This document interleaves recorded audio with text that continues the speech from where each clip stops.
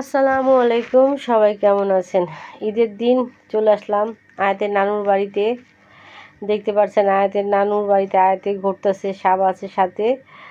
নানুর বাসায় গিয়ে বেশিক্ষণ দেরি আর করলাম না, চলে আসলাম বাংলাদেশ বিমান বাহিনী, মানে যে জাদুঘরটা আছে আগারগাঁও, সেখানে আসছি। তো আসলে হঠাৎ করে প্রোগ্রাম, হঠাৎ করে আসা, কোনো গুছায়ে আসা না এটা, যে গুছিয়ে আসবো বা বলে আসবো। হঠাৎ করেই মানে প্রোগ্রাম করলো আর হঠাৎ করে চলে আসলাম। তো এখানে তো পার্কিংয়ের জায়গা, গাড়ি পার্কিং করতেছে আমার ভাই, আর আমি তো গাড়ি থেকে নেমে গেছি। মানে আমার যেটা কাজ সেটা আমি করতেছি, যেমন আমার ভিডিও করা সেটা আমি ভিডিও করতেছি, আর ভাই ওখানে গাড়ি পার্কিংয়ের জন্য আছে, সাথে সে আছে শেহজাদের আম্মা, আয়াতের আব্বু ওখানে দাঁড়ানো। তবে আমি আবার এই পাশে চলে আসলাম পার্কিংয়ের জায়গাটা দেখানোর জন্য, যে পার্কিংয়ের জায়গার যেটা ব্যবস্থা ভালোই আছে। আর এই যে আয়াতের বাবার বলতেছিলাম, এই যে দেখো বেড়ানে কি স্বাদ, মেয়ের কুলে নিয়ে নিয়ে এবার হাঁটো। আসলে বয়সটা আমি দিতে পারতেছি না, কারণ আমি এখানে এত শব্দ ছিল, যে কারণে অডিও বয়সটি আবার দেওয়া লাগলো। আর এই যে দেখেন ছেলেদের এটা টিকেটে যে কাটতে ভিতরে ঢুকবো সেইটা সিরিয়াল, দেখেন কত লম্বা সিরিয়াল।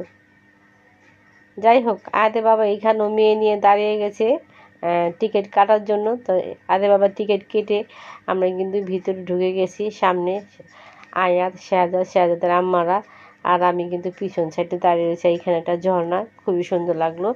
এইটা ঢোকার প্রথম মানে ধাপে, এইটা গেট ঢুকলে তারপরে ঝর্ণাটা পড়ে। আর এই যে এখান একে একে সব বিমান, আসলে সব বিমান তো আর দেখাতে পারবো না, অনেক বড় জায়গা বা অনেক বড় একটা এরিয়া, এতগুলো জায়গা ভিডিও আসলে দেওয়া যায় না, অনেক বড় হয়ে যায়।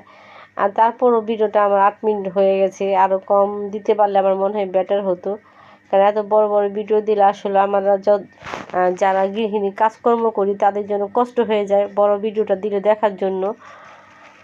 যেমন আমার কষ্ট হয়ে যায়, যে বড় বড় ভিডিও দেখতে গেলে অনেক সময় লাগে, অনেক কষ্ট হয়ে যায়, এরকম সবারই কষ্ট হয়, এটা আমি বুঝি।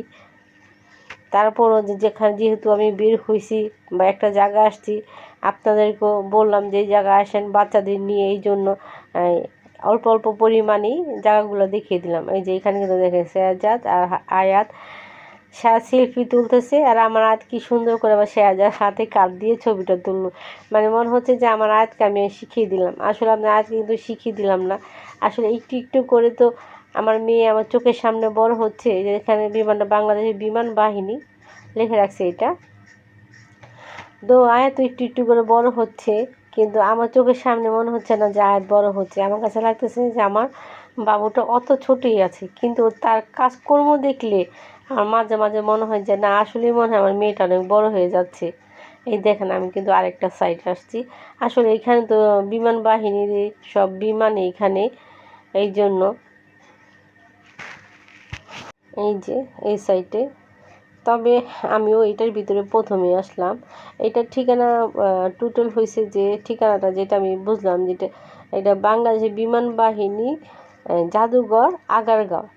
আর এইখানে আপনি মেট্রো রেলও আসতে পারবেন, মেট্রো রেল আগারগাঁও নামলেই আপনি জাদুঘর আসতে পারবেন, একদম সুবিধা। যে আমাদের ঢাকা বিশ্ববিদ্যালয় এলাকা থেকে যদি উঠতে হয়, তাহলে আগারগাঁও একেবারে নামলেই এই বিমান বাহিনী জাদুঘর একদম গেটের সামনে। সুবিধা আছে যাতায়াতের জন্য।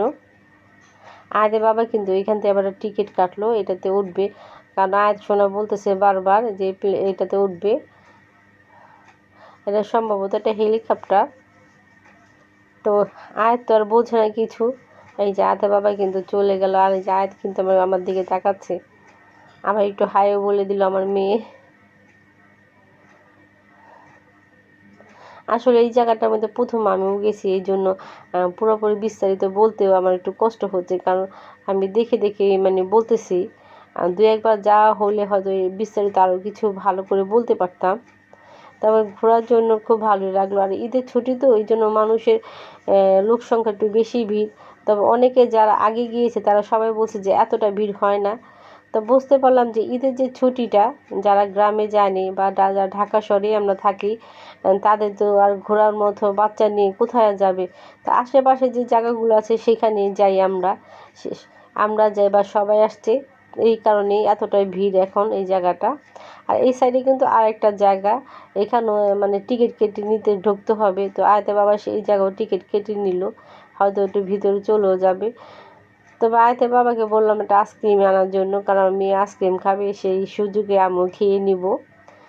আর আইসক্রিম তো জানেন খেতে সবারই ভালো লাগে। তো আমি আর যে আয়াতে এখানে একটু বসলাম, এখানে বসার জন্য সিট আছে একটা রুমের মতো করে, তবে খোলামেলাই, কিন্তু বসার জন্য ভালো একটা প্লেস।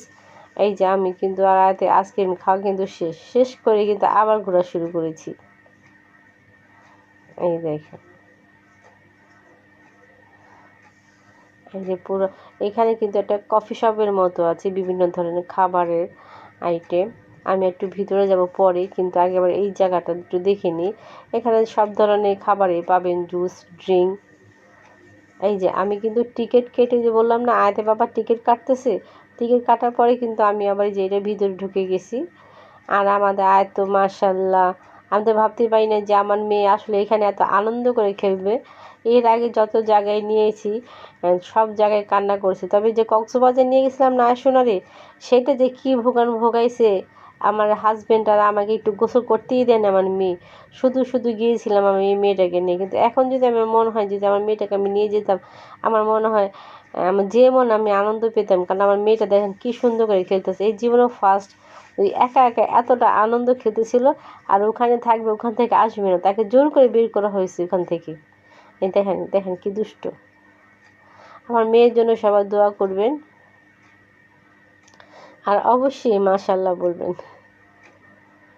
দেখেন ওর বাবা কিন্তু চেষ্টা করতেছে অনেকভাবে, কিন্তু অনেক কষ্ট করে ওকে ওখান থেকে নিয়ে আসছে। আর এখানে যে বসাই দিয়ে দাঁড়া করা দিছে আয়াতে, তবে এইখান থেকে আমি নামিয়ে ফেলবো। এটাতে গোল গোল করে ঘুরলে হয়তো মাথাটা একটু অস্থির লাগতে পারে। এই জন্য আয়াতের বাবাকে বললাম, আয়াতের বাবা আয়াতকে নামিয়ে দাও। এই যে আমি আয়াতের কিন্তু নামিয়ে ফেললো আয়াতের বাবা। এখানে আবার একটা দোলনার মতো, এখানেও এসে বসবে। তো এখানেও বসাইলাম, বসানোর পরে এখান থেকে নেমে যাবে, বলতেছে মা ভালো লাগে না, মা ভালো লাগে না, পড়ে যাব। এখান থেকে এখন আমার মেয়েকে নামিয়ে ফেললো। এই যে দেখেন কীভাবে ধরে আছে, তারপরও বলতেছে মা আমি পড়ে যাবো। এই দেখেন কীভাবে বলতেছিল, একটা নেই বলতেছিল যে নামিয়ে দিলাম। পাশে কিন্তু আবার যে এই সাইডে আমরা ভিতর থেকে ঘুরে টুরে আমরা কিন্তু বের হয়ে গেছি। ওখানে আরও অনেক কিছু ছিল, কিন্তু বাচ্চারা আর উঠাতে চাই না, কারণ বাচ্চারা উঠলে আরও বেশি অস্থির হয়ে যেতেছে আমার আসো না। এই জন্য হাঁটাহাঁটি করেই চলে আসলাম ওদিক থেকে। আর এই যে সামনে কিন্তু শেহজাদের আম্মা, আয়াতের বাবা, আমি কিন্তু পিছন সাইডে।